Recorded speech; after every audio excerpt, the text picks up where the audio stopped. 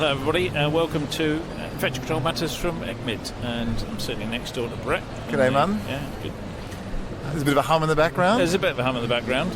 It's probably the hum of everybody's phones trying to download the latest version of the app. It hasn't been a very successful It's shocking. app. But nonetheless, we've managed to get to a few sessions this morning. Yep. Went to the environment one, and a couple of nice papers there from Hilary, Humphries and Cath, Noakes. Do you want to talk about Hilary's session? Yeah. So Bruce. Killed you, Bruce, didn't He he? called me Bruce. We'll have to talk to him about that. We will. Yeah, look, that was an overall session. It was about design of healthcare environments to minimise infections. And unfortunately, we missed David Webber's talk. And we only caught the back end of one of the architects' talks. And that was... I'll blame the app for that. Yep. But we did get to hear Hilary. So he provided a nice little overview. Started really, his title of his talk was around water and the risks of water as it relates to healthcare associated infections. But he started really talking about the environment more broadly. And I think one of the key take-homes for that, for me, was there's still a real lack of high quality evidence around the environment. And when we mean by high quality evidence, I'm talking about that sort of randomised controlled studies. And inherently, because of that, there's a whole range of bias in a lot of the studies that are out there. But he did highlight some of the good papers were out there, and then moved on to water, and really highlighted then that there's even less evidence for what we're dealing with, but did highlight some interesting challenges. Yeah. I mean, for me, the one thing everybody keeps missing is if you look down the drains, you find loads of stuff. Well, what a surprise, because we put loads of stuff down the drain from all ends of the body. And he did touch on sinks as well. He did, but nobody's really looking about coming back out again. You know, Amy Mathers did a bit of work, Mark Garvey did his sink splash zone. You know, let's just get down to some practical nitty-gritty stuff and almost put a barrier, a 2-metre barrier around a sink, and say nothing goes within that area, especially not in an ensuite room, the patient's toothbrush. Because you can guarantee a splash from the drain is going to land on the toothbrush and they're going to stick it in their mouth and clean their teeth. Yeah. So it's time for some practical things, but that all gets, you know, everybody goes on about, well, we sequenced all the stuff down the drain. But it's, how does it get back to the next patient? How do they eat something that's down the drain? Or how does it get into their gastrointestinal tract? And that sort of gets a bit lost, I think. Yeah, I agree. I think I often caught up in a lot of the other stuff. And there's, you know, obviously some important things. We're going to talk about biofilm formation, all the rest of it. But actually, really what we're interested in is how do we stop it from getting A to B? Yeah. And that's actually what we're really interested in trying to do here. Yeah. Well, that's what I'm in. And for a gram-negative, it's only going in one way, unless it's going to crawl up your legs and go in the other way. There's only one way in. Yeah. So, and he did touch on drain covers as very briefly, but of course they're going to get biofilm formation very quickly as well and become contaminated very well. But the drain cover just stops a splash. But actually just remove things from the area that could get splashed. Yeah. Or and I think we saw in a previous conference work around design of sinks to try and reduce the amount of splash that you get. And someone actually asked the questioning of Hilary about filters, and it was an interesting question because I think the question was, I'm not sure whether the question was related to filters pre the water coming out or other types of filters. I think it's filters pre the water coming out, so it goes on the tap, which is no point at all. Unless you've got Pseudomonas in your system, okay. Yeah. But the rest of it is, you're going to hit perfectly filtered water onto a drain, which is then going to splash. Yes, that's right. And I think Hilary started his talk by making the point that there was one assumption, or it was actually two assumptions, I can't remember what the second one was, but one of those assumptions was that the water going into hospitals and healthcare settings is clean and drinkable. Yeah. And so it's what does it happen after it gets into hospitals that causes the problem. Yeah.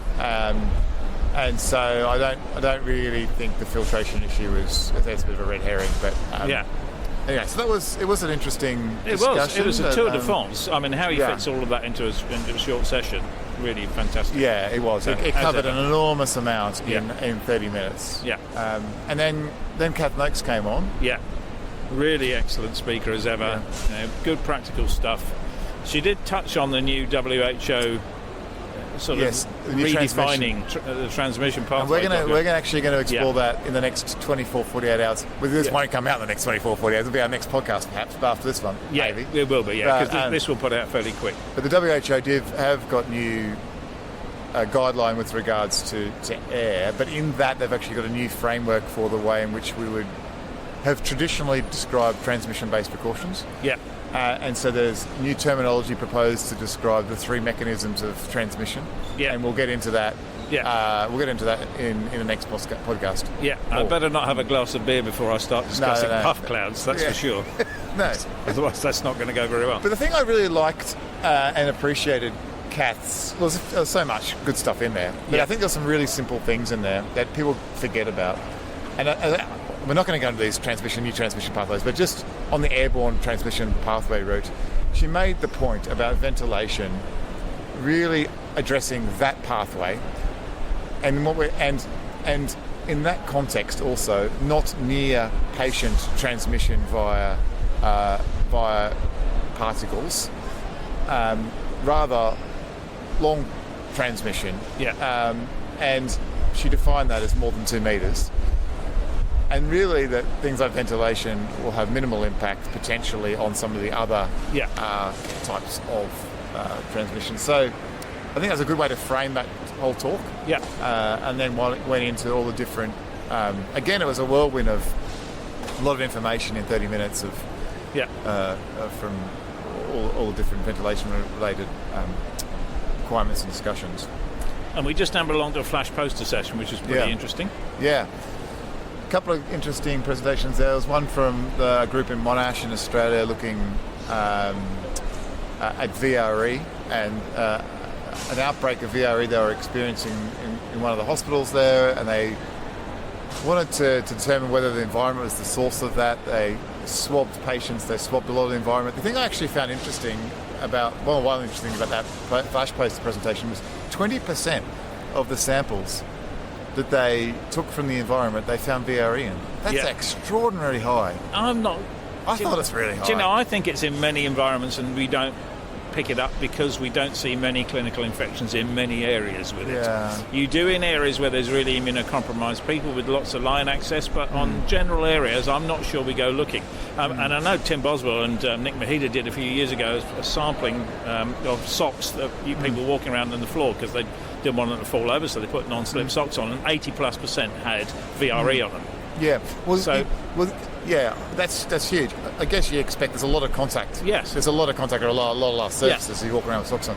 But I thought 20% was high. It was just a simple swab as I understood they were using. But it does survive quite some time, so who knows when it was deposited. That's right. Yeah. You know, and there's a lot of colonised people probably going through our organisations that we don't really know about at all because we don't swab everybody. And they didn't screen. They didn't screen for those patients. No. Anyway, so they did genomic work, compared that to the clinical isolates they were found. They essentially found two different sources. One, there was a very distinct group that were related to clinical and patients, and one that was in the environment, and there wasn't a lot of overlap between using genomic transmission between the environment and those clinical sources. So I guess their take home from that was the environment in this outbreak, there were two different things going on. There were environmental sources of VRE, but there wasn't much of that was the cause or linked to the transmission in some of those clinical isolates that they were seeing. Yeah, because you could easily jump to the wrong conclusion, couldn't you, unless you're doing sequencing. Yeah, that's right. So that was an interesting one.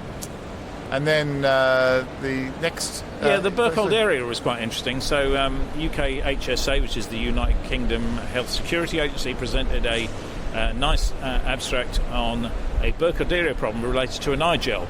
And they'd noticed an increase in cases of a particular version of Burkolderia, and noticed that actually quite a few of them were coming from eye-related samples. And they managed to track it down to a particular form of particular eye gel, not manufactured even in Europe, which gave challenges in itself.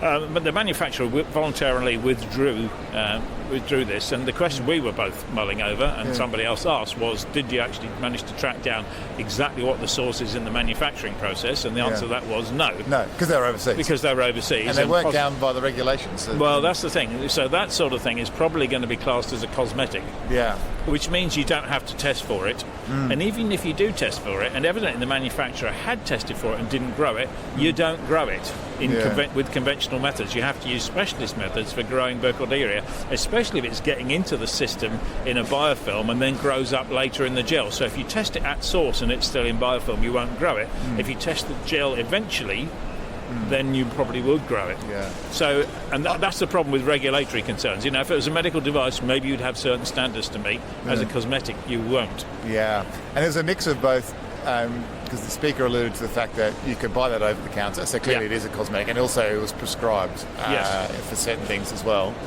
Well, that was interesting because they were saying they were still seeing the odd case, and that's probably because people are buying something over the counter and a chemist somewhere has got a bit of stock kicking around. Yeah. And the general public probably won't get that many infections, but in hospital you do, so you pick up the cluster from there, and that's why you've got a long tail on it.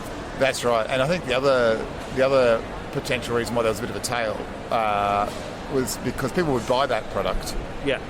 They'd have it and use it at home. Yeah. They might actually use it straight away. They might be running out of their other product, and so they're not going to be aware of these cops are recalls more than likely. Well, they might use it for a little while and then put it back in the drawer and then reuse it. By which time the cap's been open for a while, and who knows? Yeah, I did like also the way it was. I think it was a really neat presentation in that it was a great epidemiological very nice presentation. Yeah. You know, well, unfortunately, they've had a lot of practice at doing those. They did, but they went right back to the principles of good epidemiological investigation.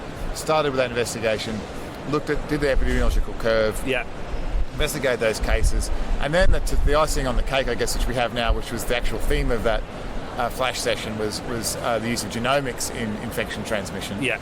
And they're able to then do the genomics on that and demonstrate that these samples and these clinical isolates were pretty much identical. Yeah. And I think there was 50 odd cases. Yeah. 50 or 60 odd cases, and they were within 15 or 20 SNPs of each other. So absolutely clear links that was proven then through genomic work.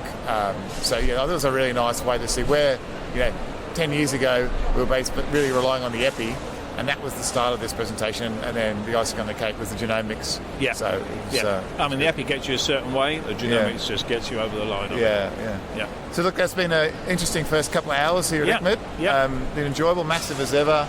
Massive. Absolutely massive. And we're both on about 8,000 steps already. Yeah. And we've got some other ones here in the review coming up later this afternoon, and various other talks. So we'll be back again. We will. Thanks, everyone. Bye, everyone.